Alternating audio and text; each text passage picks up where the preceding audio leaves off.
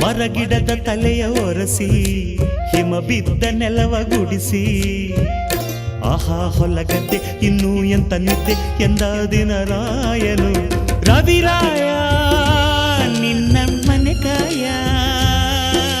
ಬಿಡುವೆಂದೋ ನಿನಗೆ ಮಹಾರಾಯ ಧಗ ಧಗ ಉರಿಯುವೆ ಜಗ ಜಗ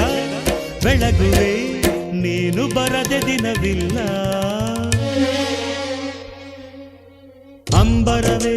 ಅಂಬರವೇರಿ ಸೂರ್ಯನು ಬಂದಾನು ಥಳ ಥಳ ಥಳ ಜಗ ಥಳ ಥಳ